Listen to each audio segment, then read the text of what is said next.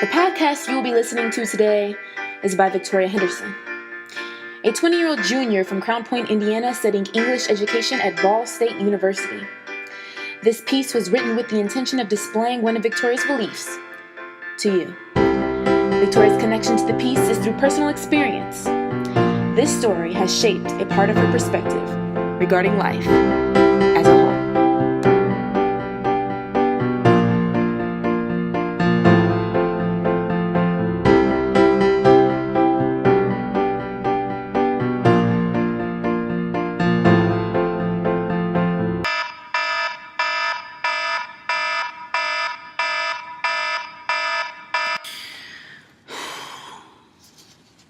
It's 8:30 a.m.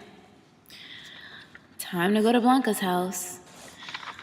Blanca, a petite woman, just as thin as she is tall.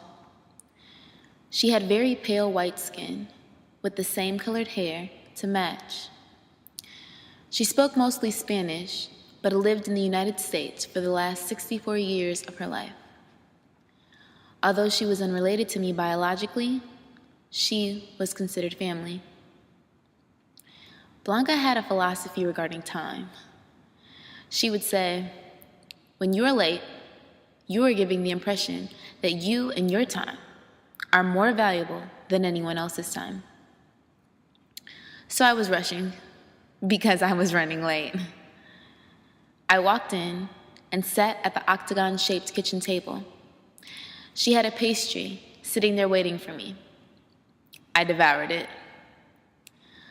Unlike any other Saturday morning, she said that she wanted to go outside on the porch.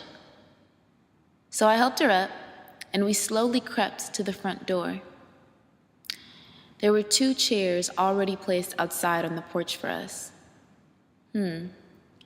Well, underneath my chair was a small brown box. I opened it and found 2 things. One was an envelope, and the other was the most beautiful mirror I had ever seen. It was silver, with floral engraving all around it. Its glass, so pristine that I could see nearly every atom that held me together. When I looked up, she smiled and said, "You are the most beautiful girl in the entire world, Victoria. Value yourself. Know that God has something planned for you. Know that it is going to happen." She then told me to go home. I was confused because normally I stay for at least an hour. Before I left, she made me promise not to open the letter until the next morning. I kissed her cheek, asked her for her blessing, and left. I opened the letter the next morning. It was full of writing on both sides. She reiterated how important it was that I value myself and how much she loved me. In closing, she said she had treasured the 90 years she lived on this earth, but she must admit that the last 19 that I was a part of made a hell of a difference. Unfortunately, Blanca died the day I went to see her, and she had known that this would happen for a while. She was so strong, and I couldn't fathom my life without her advice. Nearing the end of her letter, she told me she had already given me all the advice that I would ever need. It was up to me to interpret her kind words and learn how to apply them to my life. Blanca inspired me to be free. After reading the letter, I try not to worry about unimportant things. I laugh a whole lot more, and I am surely satisfied with the person that I am becoming.